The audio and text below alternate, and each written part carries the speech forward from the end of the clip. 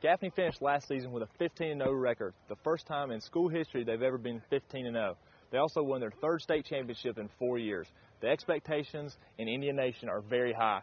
We'll see if the Gaffney Indians can continue their run through the playoffs and win a lot of games there at the reservation in what could be its last year. There is no more Malcolm Long. They'll have a new quarterback. Coach Strickland, again, what is your expectations and kind of what's the Gaffney fans' expectations for the Indians this season? Well, I think, Jason, everybody knows what the Gaffney fans' expectations are. You know, naturally, everybody wants to go 15-0, and that's what we shoot for too. But you know, right now at this point in time, we're looking to get better and better every week, and just play to our potential. Now, how many players do you have coming back that started last year? Actually, I think there's 9 returning starters. I think there's 5 on offense and 4 on defense. Yeah, and the one that everyone remembers graduated was Malcolm, who won Mr. Football last year. How do you kind of replace a person like that? Well, it's hard to replace a Malcolm Long. Malcolm just a super athlete, a great quarterback, had a lot of game experience, and you know, this year's quarterbacks are untested, hadn't had a snap in varsity football. So, but you know, I've seen a lot of good things throughout the summer, and I think we're going to be fine.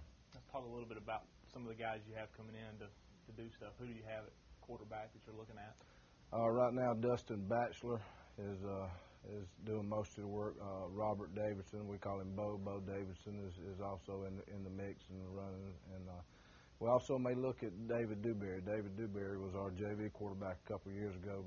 Moved to tight end. He's awful big fella. He's about 6'3", and he's probably about 240 now. So it may look like Malcolm again at quarterback, but he's also going to get some looks also. Y'all had a couple good running backs last year. Are those guys coming back? Both of them are. Stephon Foster and Jeremiah Cochran, both are back and doing well, working hard in the weight room. They give you 2 different kind of runners. Can you talk a little bit about what each of them kind of bring to the table? Well, actually, both of them are kind of similar, you know. Jeremiah's a little bigger, maybe a little faster. Jeremiah's shorter and a little more compact, and both of them are tough runners. They can break tackles as well as run around you, and got a lot of game experience. Both of them split time. I think between both of them last year, they had over 1,600 yards between the 2 of them. So you may see both of them more in the backfield at one time instead of one at a time like you did last year. So it will be some spread stuff, but not as much as last year? Probably not. Well, we'll run some 2 back. We'll still be multiple and versatile. We're going to run some 2 tight end sets, 2 backs, 4 wides, may even go 5 wides. We're just going to kind of mix it up, but we'll probably see more of a power football game. Yeah. Defensively, JB coming back, everyone knows about him. Who else do you have? Well, naturally, JB is our leading tackler. He's been the mainstay for us. You know, and some of these colleges that are looking at him, you know, they're saying, well, maybe he needs to play outside. I don't know, but we can't afford to put him outside because he makes too many tackles inside, and if we put him on one side, somebody's going to run away from him.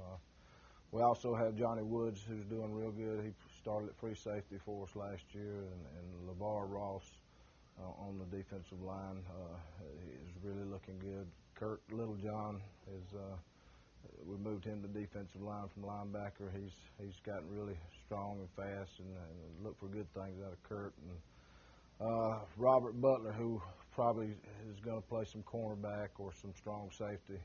He's really done well and coming into his own.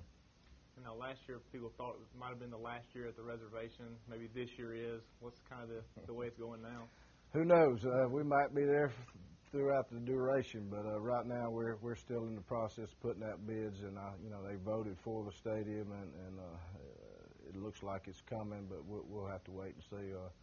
It doesn't matter. We'll play wherever. If we need to play in the parking lot, we'll do that. So you're going to take the ghost with you when you go to the new stadium? I don't think there's many ghosts over there, but there's a lot of rabid football fans and a lot of rabid football players, and I think that's been the mistake all these years.